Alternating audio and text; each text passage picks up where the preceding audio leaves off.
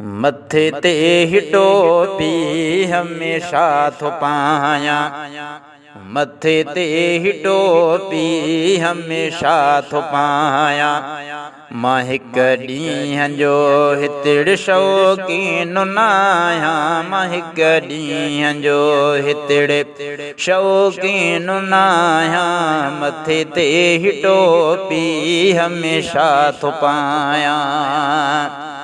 रखां तोखे 12 महीना कुल्हे ते थो अजर कम तुंहिंजे, ठहरां हर सॻे ते रखां तोखे 12 महीना कुल्हे ते थो अजर कम तुंहिंजे, ठहरां हर सॻे ते अहिड़ो साथ तो साथ अजर क निभायां, अहिड़ो साथ तो साथ अजर क निभायां।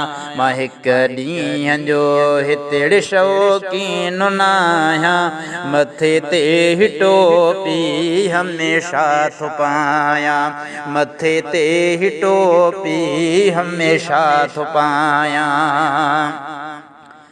टोपी अजरक थो पायां हमेशा, सुञाणप ही सिंधी सजायां हमेशा।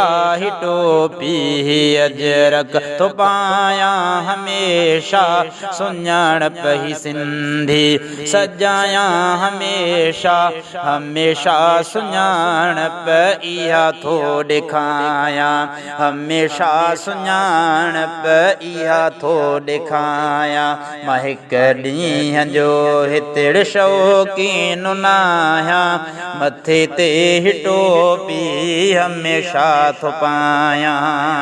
न जज़्बात मुंहिंजी कयो फ़ैसिलो दुके में अमड़े खां इहो ई मिलियो आ। न जज़्बात मुंहिंजी कयो फ़ैसिलो दुके में अमड़े खां इहो ई मिलियो आ। असरो दुके जो पयो हित ॾेखायां, असरो दुके जो पयो हित ॾेखायां। मां हिक ॾींहं जो हितड़ शौक़ीन न आहियां, मथे ते ही टोपी हमेशा थो पायां, मथे ते ही टोपी हमेशा थो पायां।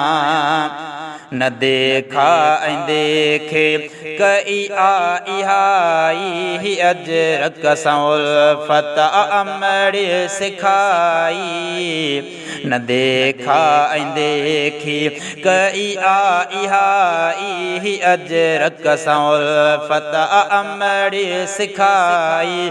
सिख्या ही सबाजी तो सब खे सुणायां, सिख्या ही सबाजी तो सब खे सुणायां।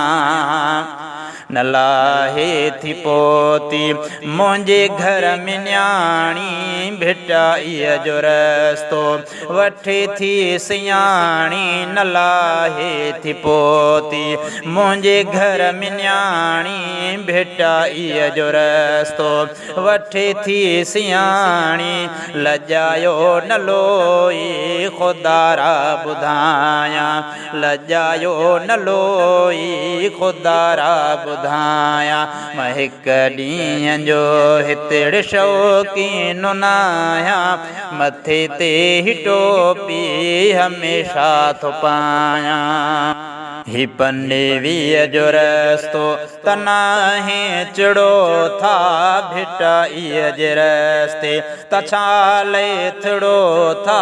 ही पनेवीअ जो रस्तो त नाहे चिड़ो था, भिटाईअ जे रस्ते त छा लेथड़ो था। उहो दॻ भिटाईअ जो तोखे वठायां, उहो दॻ भिटाईअ जो तोखे वठायां। मां हिक ॾींहं जो हितड़ शौक़ीन न आहियां, मथे ते ही टोपी हमेशा थो पायां, मथे ते ही टोपी हमेशा थो पायां।